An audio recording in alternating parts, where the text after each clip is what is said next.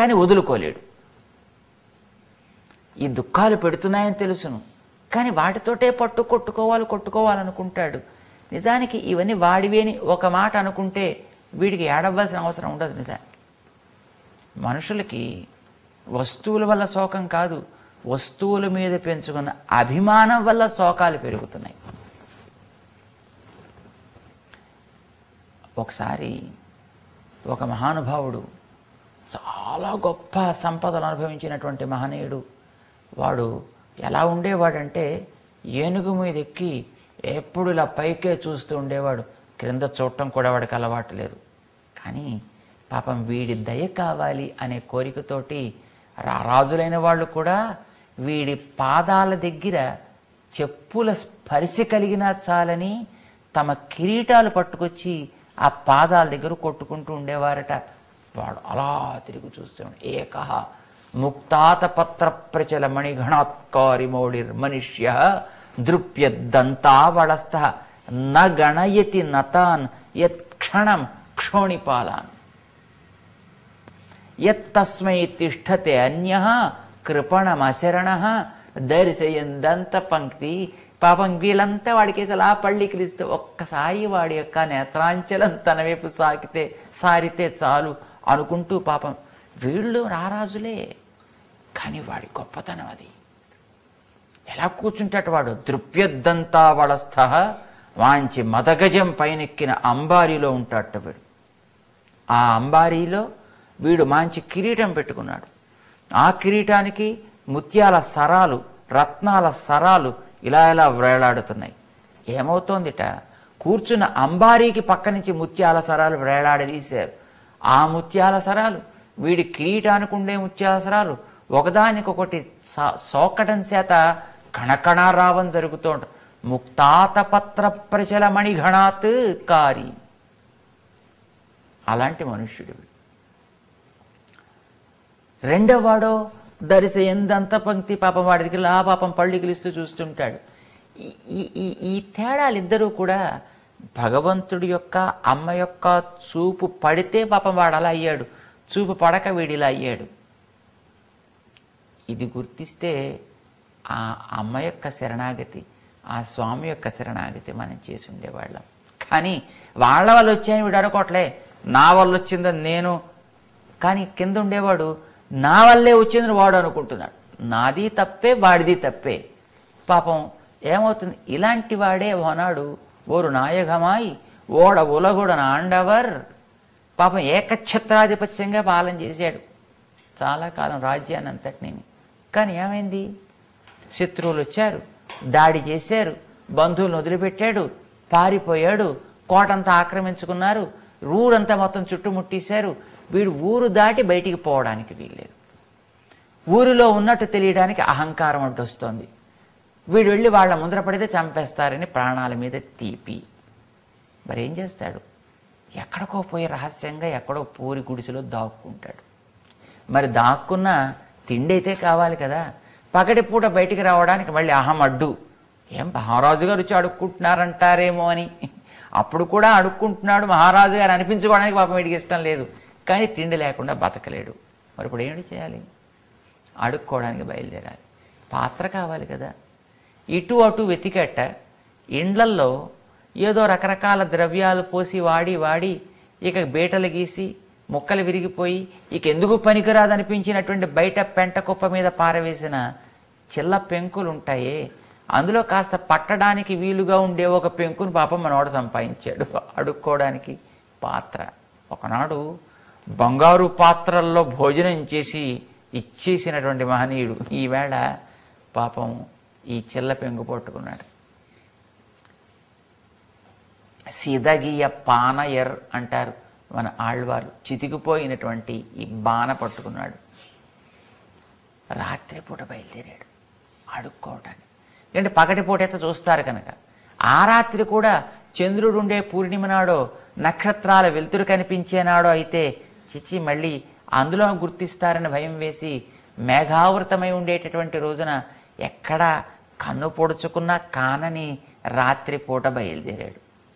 పోనీ అక్కడైనా ఏదైనా చిన్న వెలుగు ఉంటుందేమో అని ఇండ్ల చూరు క్రింద బయలుదేరాడు. ఇదివరకు ఇండ్లకి చూర్లు ఉండేవి. ఆ చూరు కింద బయలుదేరట్టే పాపం మనవాడు. వీడి దురదృష్టం కొద్దీ ఒక నల్ల కుక్క చూరు కింద పిల్లల్ని పెట్టింది. కుక్కకి పిల్లల మీద ప్రేమలు ఎక్కువ. వీడికి పాపం చీకటి కనుక కనిపించలేదు, నల్ల కుక్క కనిపించలేదు. అది కూర్చొని పాలిస్తోంది. మనవాడు అప్పుడే పాపం 2-3 ఇళ్ల దగ్గర అడుక్కున్నాడేమో, అంతా పాపం తొలో ముద్ద వేశారు. ఇంకా ఎక్కడో 1-2 చోట్ల అడుక్కుని ఇక ఎక్కడికైనా మళ్ళీ పోయి కాస్త దాన్ని 2 మెతుకులు నోట్లో వేసుకుందామని అనుకున్నాడు. కానీ ఇంతలో తెలియక పాపం కనిపించగా ఆ కుక్క దగ్గరికి వీడు చేరాడు. ఆ కుక్కకి కోపం వచ్చింది. తన పిల్లల్ని ఏదో చేస్తున్నారు అనుకుంది, లేచింది, పిక్క పట్టింది, కరిచింది. ఎవ్వడికి కనిపించకూడదు అనుకున్న వీడి చేతిలో ఉండే పాన కాస్త కింద పడింది, చితికింది, శబ్దం వచ్చింది, కుక్క కరిచింది. బొవ్వు మంది వీడు పాపం గోల పెట్టాడు. అయ్యో కుయ్యో మొర్రో.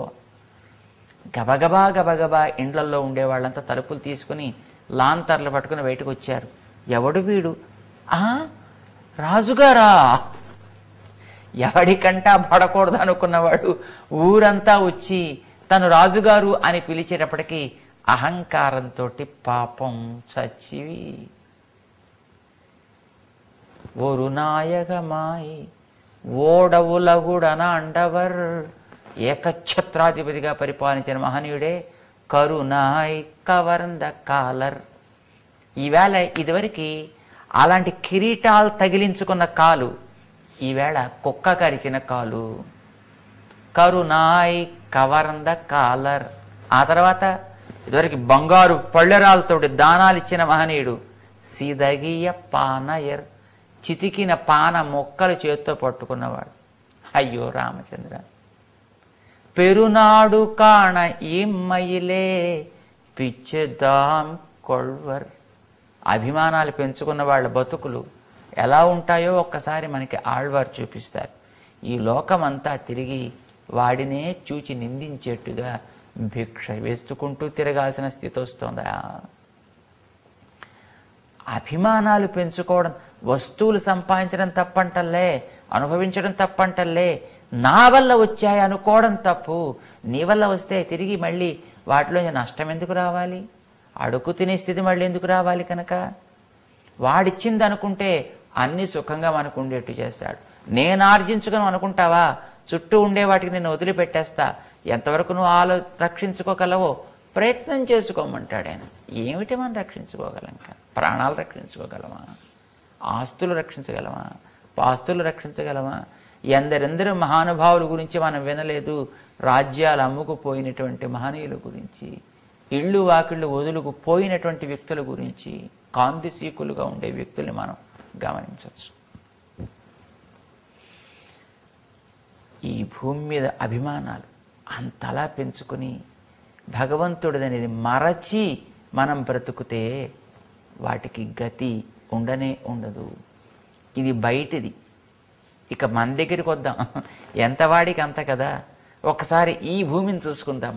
మన భూమిని. ఈ భూమికి నిజానికి మనమే రాజులం అని మన ఉద్దేశం. ఇది నాది, ఈ ముక్కు నాది, ఈ మూతి నాది, ఈ శరీరం నాది, ఈ చెయ్యి నాది, ఈ కాలు నాది. ఇదొక భూమి, ఇదొక రాజ్యం. ఈ రాజ్యానికి మనమే రాజులం. ఇది నేను ఆర్జించుకున్నది, ఇది నా వల్ల పనిచేసేది, నా కోసం పనిచేసేది, ఇది నా వస్తువు.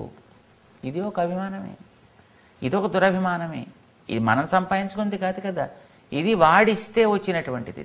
కానీ వాడిదని మనం భావిస్తున్నామా? లేనే లేదు. ఇది అద్భుతమైనటువంటి అతి సుందరమైనటువంటి భూమి. అంకణ్ మాంగ్యాలం. ఎంత అందం! మన మొహంలో అందం, ముక్కులో అందం, మూతిలో అందం. అద్దం పట్టుకోవాలే కానీ చూస్తూ చూస్తూ ఉన్న కొద్దీ అసలు పక్కకి తీయబుద్ధే కాదు, ముద్దాడబుద్ధి. ఆహా, ఏమిటి అందం? ఎంతకాలం ఉంటుంది మనకే తెలుసు. చూస్తూ చూస్తూ ఉండగానే నలుగురు అసహించుకునేటటువంటి రూపంలోకి మనమే మారిపోతున్నామే. ఎంత శుద్ధి చేసి కూర్చున్నా మరి కొంతసేపటికి మళ్ళీ మురికి ఓటమే మనకు కనిపిస్తోంది. ఇది భూమి. దీని మీద పెంచుకున్న అభిమానం మార్పు చెందగానే తిరిగి క్రమంగా క్షీణించిపోతుంది. అంకణ్ మాంగ్యాలత్తరసర్. ఏం చేయాలి? అభిమాన భంగమాయి ఈ అభిమానాన్ని కూడా తొలగించుకొని వందు నిన్పళ్ళి కట్టిల్ కీഴే, ఆ రాజ్యాల వాళ్ళు బాణపు దెబ్బలకి భయపడి నీ పళ్ళి కట్టిల్ కీഴే, నీ పడక మంచపు క్రిందకి చేరిపోతారు. నిన్న ద్వారం దగ్గర చేరతానన్నారు. ఏమో ద్వారం దగ్గర చేరితే ఎవడైనా వచ్చి మళ్ళీ ఏదో పని చెప్పి దూరంగా పంపించవచ్చు, వీల్లేదు. పడక మంచం కింద చేరితే ఇక పొమ్మన్నా పోవటానికి అవకాశం లేనట్టుగా చేరిపోతున్నాం మీ దగ్గరికి. వాళ్ళలా చేరుతూ ఉంటారు. చూడండి, రాముడి మీద ప్రేమ లక్ష్మణ భరతులకు ఇరువురికి సమానంగానే ఉంది. భరతుడు పాపం దూరంగా ఉండడం చేత అతనిని లోకం అంతా నిందించింది. 14 సంవత్సరాలు పాపం ప్రతివాడు తిట్టేవాడే అయ్యాడు. చివరికి రాముడు నీకు రాజ్యం ఇచ్చేస్తున్నాను పోవయ్యా అని పంపించేశాడు ఆయన, దూరంగా ఉండడం చేత. లక్ష్మణస్వామి జలాన్ మత్స్యా వివోధృతౌ అంటూ నీటిని విడిచిన చేప ఉండనట్టుగా నిన్ను విడిస్తే ఉండే ప్రశ్నే లేనే లేదు అంటూ కూడా ఉండడం చేత లక్ష్మణస్వామిని ఎవ్వరూ ఒక్క మాట కూడా అనలేదే. రాముడికి నమ్మిన బంటులాగి ఎంత సేవ చేస్తూ ఆహర్నిశలు నిద్రాహారాలు మాని అగ్ని సేవలు చేశాడు అని లక్ష్మణుడికి పట్టం కట్టారే. నిజానికి పాపం రాముడు చెప్పింది ఒక్కగానొక్క సేవ లక్ష్మణస్వామికి, నేను లేడి వెంట పెడుతున్నాను, సీతమ్మని జాగ్రత్తగా చూసుకొని ఒక బాధ్యత అప్పగించి వెళ్ళాడు. అటు రాముడు వెళ్ళాడు, సీతమ్మని అక్కడే వదిలిపెట్టి మనవాడు బయలుదేరాడు. ఏమయ్యా వచ్చావు అడిగాడు రాముడు. సీతమ్మ ఒంటరిగా ఉంటుంటే నువ్వెందుకు వచ్చావాయా అని అడిగాడు లక్ష్మణస్వామిని రాముడు. అన్నా, నన్ను అనరాని మాటలని కోపంతో నన్ను దూషించింది, అందుకే ఇంక నేను తట్టుకోలేక వచ్చేసాను అన్నాడు. ఆ ఆడవాళ్ళకి కోపం వస్తే దూషించడం సహజమయ్యా, అలా వదిలిపెట్టి వచ్చేస్తారటయ్యా అని పాపం కేకలు వేశాడు. కానీ ఏం లాభం, వెళ్ళి చూసేటప్పటికి జరగవలసిందంతా జరిగిపోయింది. చెప్పింది ఒక్కగానొక్క మాట, ఆ ఒక్క పని లక్ష్మణస్వామి పాపం చేయలేదంతే, మిగతా అన్నీ చేశాడు పాపం. ఏమిటి లాభం? నువ్వు రామదాసుడు వెయ్యి వచ్చావా, కోపదాసుడు వెయ్యి వచ్చావా ఏమో. అయినా లక్ష్మణ్ ఎవరు మాట అనలేదే, కారణమేమి, కూడా ఉన్నాడు కనుక. అలాగా వారంతా నీ పద సన్నిధికి చేరిపోయినట్టుగానే స్వామి ఈ దేహాల మీద మేము కూడా అభిమానాలు పెంచుకుని ఎంతకాలం ఈ ప్రకృతి మండలంలో రకరకాలుగా సంచరిస్తున్నామో ఆ అభిమానాలన్నీ కూడా మేము వదులుకుని వచ్చాము. నిజానికి ఎవరైనా వదులుకు రావాల్సిందే, మనలాంటి సామాన్యులకు వదులుకోవడం సులభం, చతుర్ముఖ బ్రహ్మాదులకి వదులుకోవడం చాలా కష్టం. ఎన్నిటి మీద అభిమానం పెంచుకుంటే వదులుకోవడం అంత కష్టం, అభిమానం లేకపోతే భగవంతుని చేరడం అనేది చాలా సులభం. బ్రహ్మగారు ఇది నాది, ఈ లోకం నాది, ఆ లోకం నాది, ఆ లోకం నాది అనుకుంటాడు కనుక పాప ఆయన వాటిని వదులుకు రావాలంటే ఆయనకి బోల్డ్ అంత కష్టం. కానీ తరించడానికి ఆయన కూడా వదులుకు రావాల్సిందే. ఏమీ లేని మనలాంటి వాళ్ళం వదులుకోవలసినట్టు చిన్న చిన్నవే కనుక వదులుకొని సులభంగా వెళ్ళగలుగుతాం. కానీ వదలందే మనకి ఉత్తరణ లేదు, ఆయనకి లేదు. ఎవరైనా వదులుకుని ఆయన ఆచరించాల్సిందే. భగవన్ వందు నిన్ పళ్ళి కట్టిల్ కీഴే సెంగమిరు పార్పోల్, వారంతా ఎట్లా నీ ఆ పడకకి చేరిపోయి అక్కడే ఒంటరిగా ఉంటే ఏమో ఎవరు శంకిస్తారో అని గుంపులు గుంపులుగా చేరినట్టే మేమందరం కూడా వచ్చి చేరిపోయామే. వందు తలైపెయ్దోం, చేరడం మా కర్తవ్యం, చేరిపోయాం. నిజానికి ఈ చేరడం అనేది ఎంత ఆశ్చర్యంగా ఉందో. ఎందుకనంటే ఎక్కడో సముద్రంలో ఏ గతి లేనట్టుగా ఓడ పగిలి జంతువుల మధ్య పడ్డ వ్యక్తికి స్పృహ వచ్చేటరికి అమ్మ ఒడిలో తన సొంత భవనంలో ఉంటే ఎంత ఆశ్చర్యమో, మేము కూడా ఈ ప్రకృతి మండలంలో ఉంటూ ఇన్ని రకాల ఆపదల మధ్య నుంచి నీ సన్నిధికి చేరడం కూడా మాకు అంత ఆశ్చర్యంగా ఉంది. వందు తలైపెయ్దు. అయితే ఇది మా ప్రయత్నం కాదు, నువ్వు చేసుకున్న ప్రయత్న ఫలితం. మేము ఎంతెంతో ఎన్నో రకాలుగా తప్పించుకు తిరుగుతూ ఉంటే దురభిమానంతో నువ్వు మాకు ఎంతో ఉపకారం చేశావు.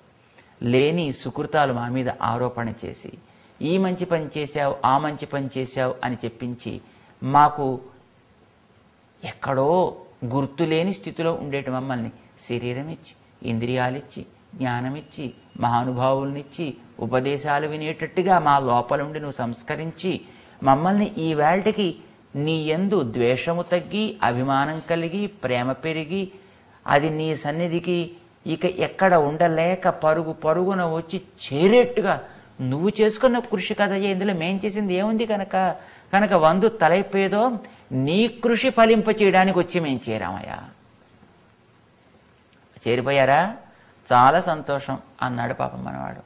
ఏమిటి సంతోషం? ఇంతవరకు శాస్త్రం ఇది, భగవంతుడిని చేరేదాకా శాస్త్రం, చేరిన తర్వాత ఇంకా శాస్త్రం లేదండి. ఒకసారి భగవంతుడిని చేరడం అంటూ జరిగితే ఇక వీరు ఆదేశించినట్టు భగవంతుడి ఇక వెనుక తప్పదంతే. ఇప్పుడు మనవాళ్ళంతా వందు తలై పెయ్యదోం వచ్చి మేమంతా నీ యొక్క దివ్య సన్నిధానాన్ని చేరిపోయాం. అయిపోయింది కదా, ఇంకేమి అన్నాడు. మనం అయిపోయినందువల్ల జరగాల్సిన ప్రయోజనం దక్కద్దయా? ఏమిటి దక్కాలి? నీ దివ్య నేత్రములు తెరుచుకునే సౌందర్యాన్ని చూడాలి. స్వామి, నీ సన్నిధికి చేరాం, ఎండి మోడైనటువంటి నేల వలె మేమున్నాం. నీ దివ్య నేత్రములు అనేటటువంటి ఆ మేఘాల్లోంచి చల్లటి జల్లు మాకు కురవాలి.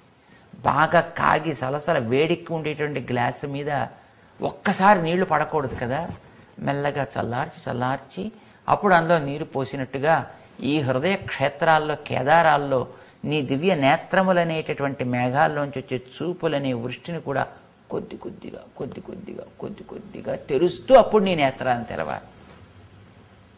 మేము అది చూడ్డానికి కదా మేము వచ్చినది. అట్లా నువ్వు మాలో ఏ విధంగా నీ యందు ఆభిముఖ్యాన్ని ఇంత ప్రేమ వరకు పరిణమింపచేశావో అట్లా నీ చూపుల్ని కూడా తప్పించిపోయి ఉండేవాళ్ళకి నీ లోపల ఉండే ప్రేమతోటి ఒక్కసారి చూస్తే తట్టుకోలేం కనుక మెల్లమెల్లగా కింగిణి వాయి చేద తామరై పూపోలే, కింగిణి వాయి చేద సిరుమువ్వ గజ్జలు చిన్న గీతగా ఉన్నట్టుగా ఉండే చూపులు నీవి. ఆండాళ్ళ తల్లికి నేత్ర సౌందర్యం వర్ణించడం ఎంత అద్భుతంగా తెలుసును. శాస్త్రాల్లో, కావ్యాల్లో ఎక్కడా మనకు కనిపించదు ఇట్లాంటి ఉపమానం. నేత్రాలని చాలా రకాలుగా పోల్చిన మహనీయులు ఉన్నారు, కానీ ఆండాళ్ వాస్తవంగా నేత్రం ఎట్లా ఉంటుందో అట్లా పోస్తుంది. కింగిణి వాయిచ్చేదా, ఆవులకి మెడలో కట్టేటువంటి గజ్జెలు ఎలా ఉంటాయో మనం చూస్తుంటాం. అవి సన్నటి గీతతోటి లోపల ఏదో గణగణలాడేటటువంటిది ఒకటి మనకు ఉన్నట్టు కనిపిస్తూ ఉంటుంది. అలాగే నేత్రాలు మూసి ఉంటే ఆ సన్నటి గీత లోపలుండే కనీనిక ఏదో ఉన్నట్టుగా మనకు కనిపిస్తూ ఉంటుంది. అక్కడి నుంచి ఆరంభించాలి. అది క్రమంగా తెరుచుకుంటే అది అద్భుతమైనటువంటి పద్మాల్లా ఉండాలి. ఇది మనకి చెబుతోంది. అంటే ఆకృతిలో చిరుమువ గజ్జెల వలె, సౌందర్యంలో, సౌకుమార్యంలో మాత్రం, లావణ్యంలో మాత్రం పద్మాల్లాగా. కింగిణి వాయ్ చేద తామరై పూపోలే செங்கண் திங்களும் ఆదిత్యనుం ఎഴുந்தாర్పోల్. ఆ నేత్రాలు ఎలా ఉన్నాయంటే సూర్యుడు ఉదయించినంత కాంతి అయినా చంద్రుడి చల్లదనం అంత చల్లదనం కలిగి ఉన్నాయి. ఒకేసారి సూర్యచంద్రులు ఇరువురూ ప్రకాశిస్తే ఎంత అద్భుతంగా ఉంటుందో ఆ స్వామి యొక్క దివ్య నేత్ర సౌందర్యం అంత అందంగా ఉందిట. అంటే ప్రేమించే వారికి అది చంద్రకాంతి వలె చల్లని ఆహ్లాదాన్ని కలిగిస్తుంది. ద్వేషించే వారికి అవే నేత్రాలు సూర్యుని వలె ప్రతాపం కలిగి ఉంటాయి. ఇవి రెండూ ఒకసారి సంభవిస్తాయా అంటే సంభవిస్తాయి. ప్రసన్న ఆదిత్య వర్చసం రామం అంటారు. అంటే సూర్యుడు తన మాధ్యాహ్నిక కాంతిని చంద్రుడి అంత చల్లగా చేసి అందిస్తే ఎంత అద్భుతంగా ఉంటుందో అట్లాంటి కాంతి నీ నేత్రపు కాంతి. స్వామి, ఆ కాంతిని మా మీద ప్రసరింపచేయి. అయినా పొరపాటు ఏమిటి సూర్యచంద్రులతోట నీ నేత్రాన్ని పోల్చేది? అంకణ్ ఇరండుం కొండు, ఇంకా ఏమి చెప్పడానికి వీలు. అంకణ్ అందమైన ఆ నేత్రాలు అని చెప్పాల్సిందే. లోకంలో దేనికైనా కొన్నిటికి ఉపమానాలు చెప్పచ్చు తప్ప కొన్నిటికి ఉపమానాలు ఉండవండి. ఇప్పుడు మన ఊళ్ళో చెరువు ఎంత ఉంది అంటే అక్కడ సాగరం అంతా అనొచ్చు, సాగరం ఎంత ఉంది అంటే సముద్రం అంతా అనొచ్చు, సముద్రం ఎంత అంటే మా చెరువు అంతా అనలేం కదా. గొప్పవాటితోటే పొగడాలి. గొప్పవి సముద్రం కంటే మించింది మరి ఇంకేమున్నాయి కనుక దాన్ని పొగట్టడానికి. అంచేత సాగరోపమః, దానికి వేరే ఉపమానం చెప్పడానికి ఏం లేదు. ఏమంటే ఆకాశం ఎంత పెద్దది అంటే మా ఇంట్లో హాల్ అంత పెద్దదండి అంటావా? నవ్విపోతారు ఎవరైనా. ఆకాశం ఆకాశం అంటారు. గగనం గగనాకారం, సాగర సాగరోపమ. రామరావణుల యుద్ధాన్ని గురించి వర్ణించిన వాల్మీకి రామరావణుల యుద్ధం ఎట్లా ఉందంటే రామ రావణయో రుద్ధం రామ రావణయోరివా అంటూ దానికి అదే ఉపమానం అని చెప్పేస్తారు. అట్లాగా నీ నేత్రాలకి పోలిక ఏమిటయ్యా? గ్రహణాలు పట్టి బాధలు పొందేటువంటి ఆ సూర్యుడును ఈ చంద్రుడు నా నీ నేత్రాలకి పోలిక? మబ్బులు పడితే కప్పుబడిపోయేటువంటి అవే, ఉత్త గోళములైనటువంటి అవే నీ నేత్రాలకి పోలిక? ప్రేమ, వాత్సల్యం, కారుణ్యం, దయ, స్వామిత్వం, పరత్వం ఇలాంటివన్నిటినీ ప్రకాశింపచేసే ఆ నేత్రాలకి ఈ సూర్యచంద్రుల పోలిక? అబ్బే కానే కాదు. అంకణ్ ఆ నేత్రాలు అంతే, వాటికి ఉపమానమే లేదు. ఇరండు కొండు ఆ రెండు నేత్రాలతోటి ఎంగళ్ మేల్ నో కుదియేల్.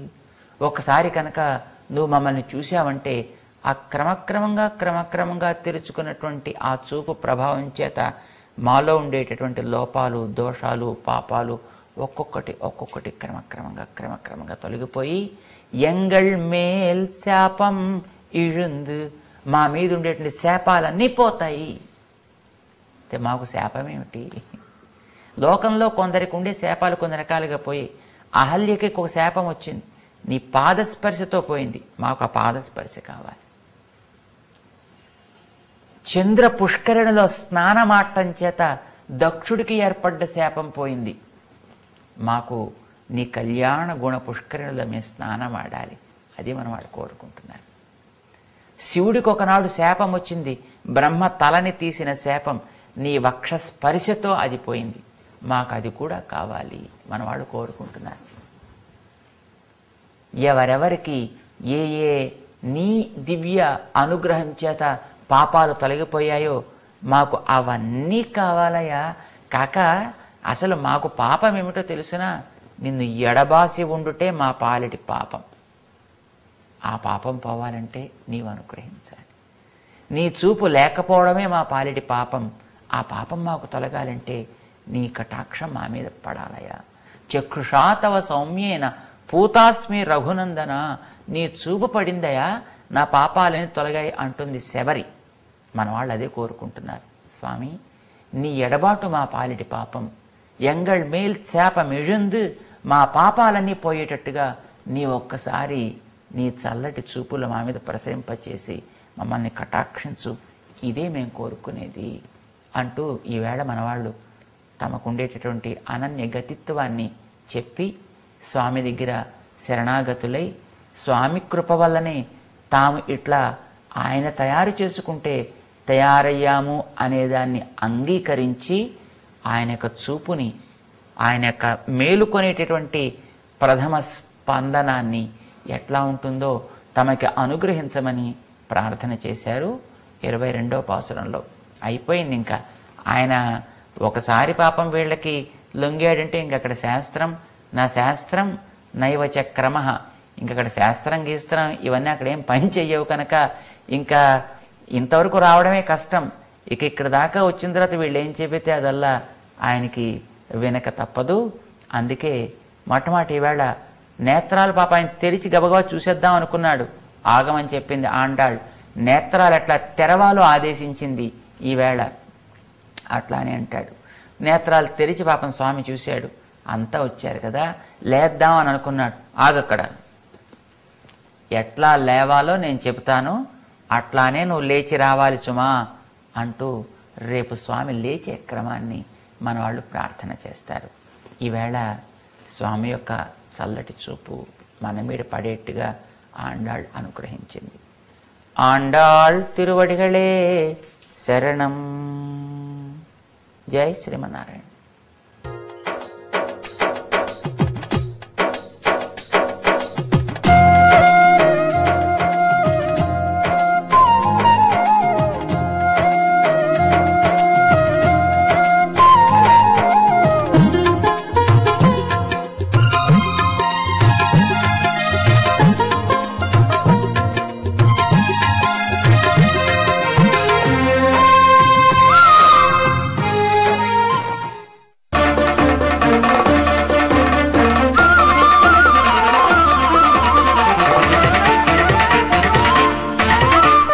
శబరిగిరిపై వెలుగు అయ్యప్ప మణికంఠ స్వామి మాకు నీ చరణములే శరణం శిరసుపై ఇరుముడిని మోసుకొని నీ దివ్య దర్శనమరయ భక్తులు తరలి వచ్చేరు స్వామియే అయ్యప్ప శరణం స్వామియే శరణం నందిపా అయ్యప్ప స్వామియే శరణం అయ్యప్ప స్వామియే శరణం అయ్యప్ప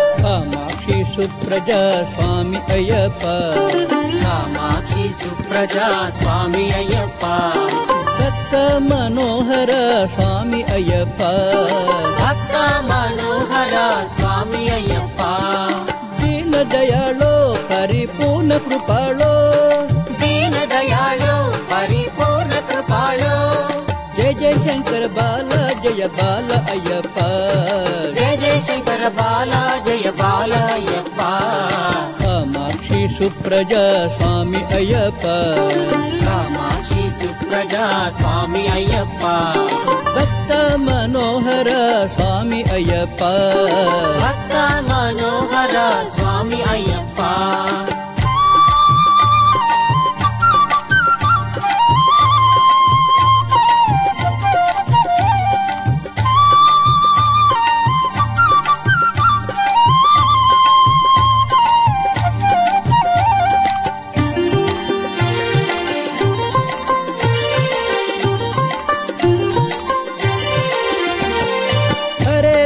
హరే రామ స్వామి అయ్యప్ప హరే రామ స్వామి అయ్యప్ప హరే కృష్ణ స్వామి అయ్యప్ప హరే కృష్ణ స్వామి అయ్యప్ప దీన దయాళో పరిపూర్ణ కృపాళో దీన దయాళో పరిపూర్ణ కృపాళో జయ జయ శంకర బాల జయ బాల అయ్యప్ప జయ జయ శంకర బాల జయ బాల అయ్యప్ప కామాక్షి సుప్రజా స్వామి అయ్యప్ప కామాక్షి సుప్రజా స్వామి అయ్యప్ప భక్త మనోహర స్వామి అయ్యప్ప భక్త మనోహర స్వామి అయ్యప్ప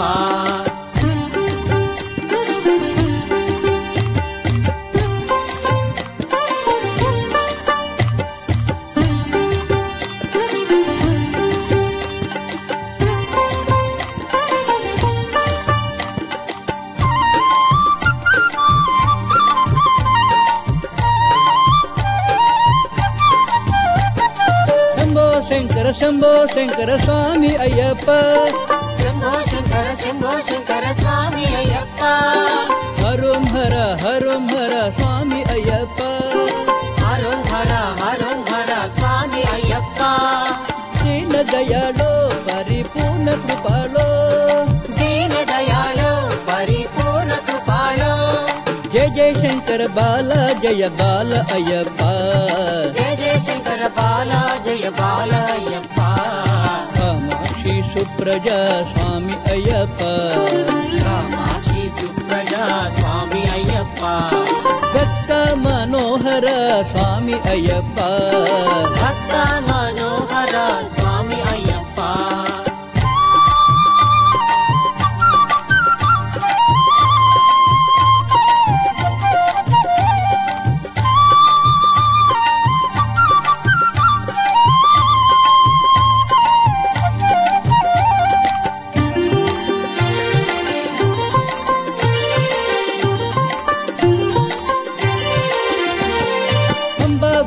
పందల రాజ స్వామి అయ్యప్ప పంబావాస పందల రాజ స్వామి అయ్యప్ప గౌరీ పుత్ర కోమల రూప స్వామి అయ్యప్ప గౌరీ పుత్ర కోమల రూప స్వామి అయ్యప్ప